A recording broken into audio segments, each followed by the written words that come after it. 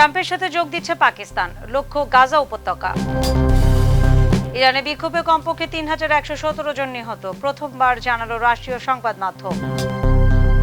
Greenland ইস্যুতে হবে নতুন চুক্তি, চিরস্থায়ী সমাধান করতে চায় ট্রাম্প। স্বাধীনতার পথে পেছনে ফিরে যাওয়া সম্ভব নয়, ইরানের জনগণকে পাল্পির বার্তা।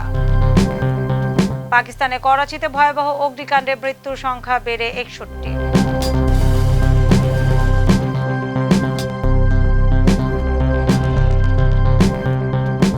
দর্শক, আমন্ত্রণ মাই টিভি আই নিউজে। এতক্ষণ দেখছিলেন শিরোনাম, সাথে আছে আমি নাদিয়া ইসলাম। ৭২ ঘন্টা ময়েশ্চার লক সমৃদ্ধ লিলি বডি ওয়াশ, শিয়া বাটারের গুডনেস স্কিন রিপেয়ার করে রাখে সফট ও গ্লোয়িং। যুদ্ধ থামলেও প্রশ্ন রয়ে গেছে, কে গড়বে নতুন গাজা? যুক্তরাষ্ট্রের উদ্যোগে গঠিত বোর্ডে এবার যুক্ত হচ্ছে পাকিস্তান। বিস্তারিত দেখুন প্রতিবেদনে। ফিলিস্তিনের যুদ্ধবিধ্বস্ত গাজা উপত্যকা পুনর্গঠনে যুক্তরাষ্ট্রের উদ্যোগে গঠিত গাজা বোর্ড অফ পিস এ যোগ দিচ্ছে পাকিস্তান। বুধবার এক বিবৃতিতে বিষয়টি নিশ্চিত করেছে পাকিস্তানের পররাষ্ট্র মন্ত্রণালয়। বিবৃতিতে জানানো হয়, পাকিস্তান এই বোর্ডে যুক্ত হয়ে গাজায় স্থায়ী যুদ্ধবিরতি ও শান্তিপূর্ণ পুনর্গঠনের প্রচেষ্টায় ভূমিকা রাখতে চায়। ইসলামাবাদের আশা, গাজা বোর্ড অফ পিস কার্যকর পদক্ষেপের মাধ্যমে যুদ্ধ পরবর্তী স্থিতিশীলতা নিশ্চিত করবে।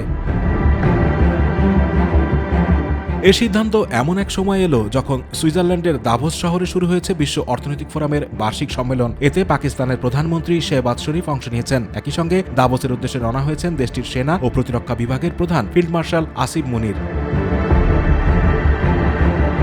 বার্তা সংস্থা রয়টার্স জানিয়েছে, ট্রাম্পের সঙ্গে সম্ভাব্য সাক্ষাতের লক্ষ্যেই মূলত দাভোস সফর করছেন ফিল্ড মার্শাল আসিম মুনির। তার রওনা দেওয়ার কয়েক ঘন্টার মধ্যেই গাজা বোর্ড অফ পিসে পাকিস্তানের যোগদানের ঘোষণা আসে। তবে এ সফর নিয়ে বিস্তারিত জানতে পাকিস্তান সেনাবাহিনীর আন্তঃসংযোগ দপ্তর আইএসপিআর এর সঙ্গে যোগাযোগ করা হলেও কোনো মন্তব্য পাওয়া যায়নি।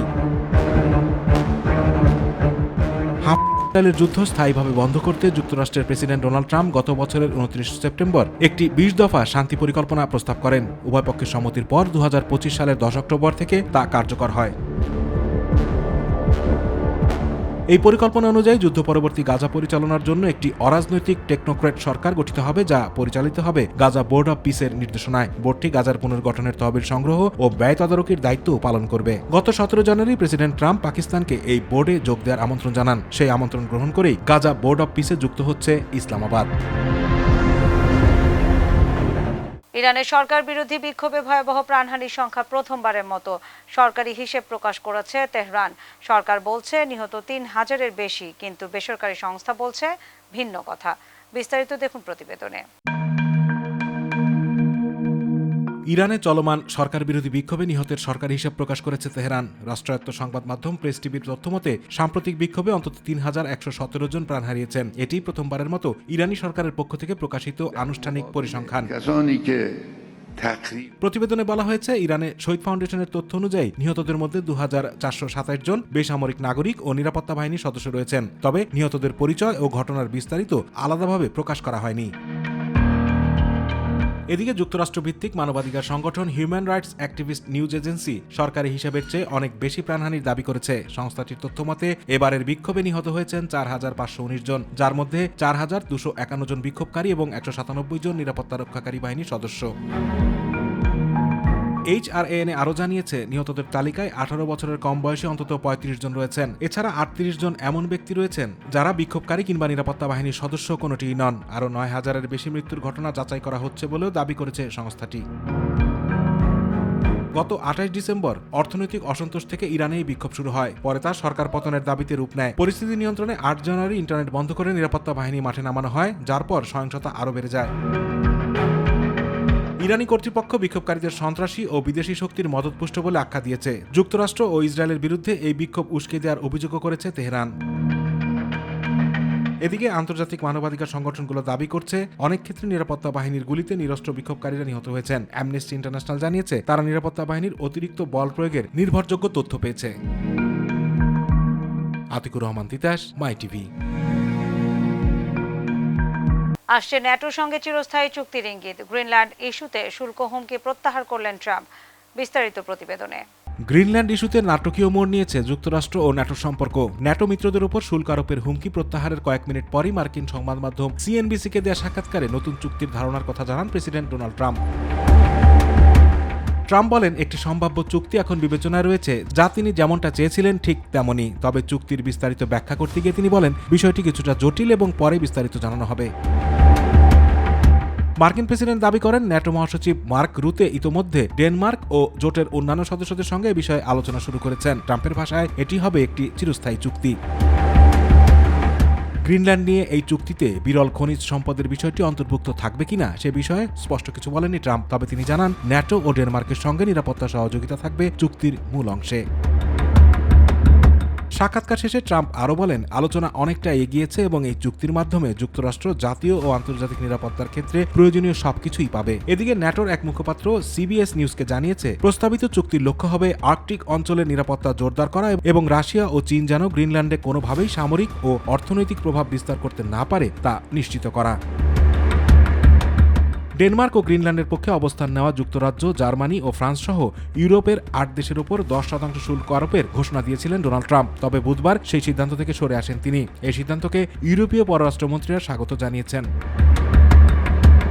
ডেনমার্কের পররাষ্ট্রমন্ত্রী লার্স লোককে রাসমুসেন বলেন, দিনটির শেষটা আগের চেয়ে ভালো হয়েছে। তবে তিনি স্পষ্ট করে জানান, গ্রিনল্যান্ড কখনোই যুক্তরাষ্ট্রের মালিকানায় যাবে না এবং এটি একটি অতিক্রম অযোগ্য সীমারেখা।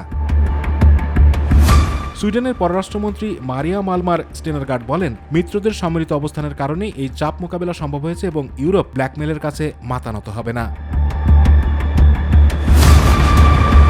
ইরানের সাবেক শারেফ ফারাহ পাহলভি বলেছেন, স্বাধীনতার পথে পেছনে ফিরে যাওয়া সম্ভব নয় এবং শেষ পর্যন্ত ইরানের জনগণই বিজয়ী হবে। তিনি তরুণ বিক্ষোভকারীদের সাহসের প্রতি শ্রদ্ধা জানান এবং জানান, ছেলে রেজা পাহলভি গণতান্ত্রিক ইরানের প্রতিষ্ঠায় জনগণের সিদ্ধান্ত অনুযায়ী ভূমিকা নেবেন। বিস্তারিত দেখুন রিপোর্টে। ইরানের ক্ষমতাসীন ধর্মীয় শাসক গোষ্ঠীর বিরুদ্ধে দেশজুড়ে তীব্র ক্ষোভের মধ্যে সাবেক শাহের স্ত্রী ফারাহ পাহলভি বলেছেন, ফেরার আর কোনো পথ নেই। ফরাসি বার্তা সংস্থা এএফপিকে দেওয়া সাক্ষাৎকারে তিনি বলেন, শেষ পর্যন্ত ইরানের জনগণই বিজয়ী হবে। ফারাহ পাহলভি 1979 সালের ইসলামী বিপ্লবের পর স্বামী মোহাম্মদ রেজা শাহ পাহলভির সঙ্গে নির্বাসনে যেতে বাধ্য হন। 47 বছর ধরে তিনি দেশের বাইরে থেকে ইরানের স্বাধীনতার জন্য প্রার্থনা ও সমর্থন অব্যাহত রেখেছেন। তিনি বলেন, আজ ইরানের তরুণরা ইতিহাসের একটি নতুন অধ্যায় লিখেছে। তারা অসীম সাহসিকতা দেখাচ্ছে এবং দেশের স্বাধীনতার জন্য নিজের জীবন উৎসর্গ করেছে। এই আত্মত্যাগ কেবল ইরানের বিজয় নয়, বরং বিশ্বে শান্তি, নিরাপত্তা ও স্থিতিশীলতার প্রতীক হবে। ফারাহ বিক্ষোভে নিহত তরুণ ও তাদের পরিবারদের প্রতি গভীর শ্রদ্ধা জানান। ফারাহ পাহলভি আরো বলেন, দেশের বাইরে থাকা শাসন বিরোধী দুটি গুরুত্বপূর্ণ দায়িত্ব রয়েছে। এক হলো ভেতরের ইরানিদের সঙ্গে মুক্ত বিশ্বের জনগণ ও সরকারগুলো দৃঢ় সংযোগ বজায় রাখা এবং অন্যটি হলো আন্তর্জাতিক জনমতকে স্মরণ করিয়ে দেওয়া যে ইরানে আসলে কি ঘটছে। তিনি বলেন, এই সমর্থন এবং সংহতি রক্ষা না করলে হাজার হাজার ইরানির জীবন ঝুঁকির মধ্যে থাকবে। বাইরের সামরিক হস্তক্ষেপের বিষয়ে তিনি সতর্ক, তবে বিশ্বের বিবেকের কাছে আবেদন জানান যেন জনগণকে সহায়তা অব্যাহত রাখে। তার মতে, এক গভীরভাবে অসম সংগ্রামে ইরানের জনগণই জয়ী হবে এবং গণতান্ত্রিক ইরান প্রতিষ্ঠার সঙ্গে সঙ্গে মধ্যপ্রাচ্যে শান্তিপূর্ণ পরিস্থিতি গড়ে উঠবে।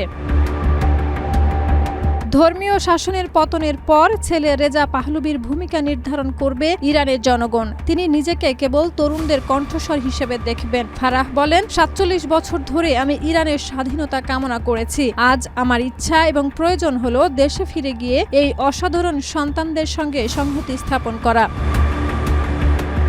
ফারাহ পাহলভি আশা প্রকাশ করেন, খুব শিগগিরই তিনি ইরানে ফিরে পুনর্মিলন করবেন এবং জনগণের সঙ্গে আবার সরাসরি সংযুক্ত হবেন। তার ভাষায়, এই পুনর্মিলন কেবল ব্যক্তিগত নয়, এটি ইরানের মুক্তি এবং গণতান্ত্রিক রাষ্ট্র গঠনের একটি প্রতীক হবে। শাহিদা রুবি, মাই টিভি। পাকিস্তানের করাচিতে ভয়াবহ অগ্নিকাণ্ডের মৃত্যুর সংখ্যা আরও বাড়ছে। গোল প্লাজা শপিং মলে আগুনে এখন পর্যন্ত প্রাণ গেছে অন্তত 61 জনের। ধ্বংসস্তূপের নিচে এখনও বহু মানুষের আটকে থাকার আশঙ্কা করা হচ্ছে। বিস্তারিত দেখুন প্রতিবেদনে। পাকিস্তানের করাচিতে ভয়াবহ অগ্নিকাণ্ডে মৃত্যুর সংখ্যা আরও বেড়েছে। গুল প্লাজা শপিং মলে লাগা আগুন থেকে এ পর্যন্ত অন্তত 61 জনের মৃত্যুর খবর নিশ্চিত করেছে স্থানীয় প্রশাসন। বুধবার উদ্ধার অভিযানে ধ্বংসস্তূপ থেকে আরও বহু মরদেহ উদ্ধার করা হয়। পাকিস্তানি সংবাদ মাধ্যম ডনের প্রতিবেদনে জানানো হয়েছে, পুড়ে যাওয়া একটি ক্রোকারি দোকান থেকেই প্রায় ৩০টি মরদেহ উদ্ধার করা হয়েছে। উদ্ধারকারীদের ধারণা, ভবনের ভেতরে এখনও পর্যন্ত অর্ধশত মানুষ আটকা পড়ে থাকতে পারেন।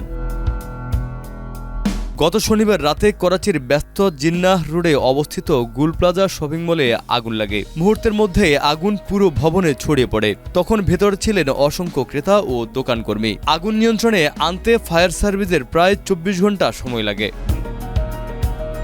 প্রত্যক্ষদর্শীরা অভিযোগ করেছেন, অগ্নিকাণ্ডের শুরুতে দ্রুত ব্যবস্থা না নেওয়ায় হতাহতের সংখ্যা এত বেড়েছে।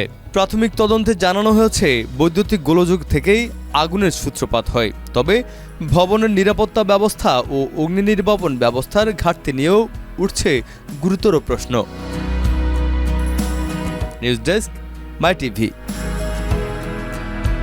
দর্শক, এই ছিল আজকে মাই টিভি আই নিউজ। ধন্যবাদ এতক্ষণ সাথে থাকার জন্য।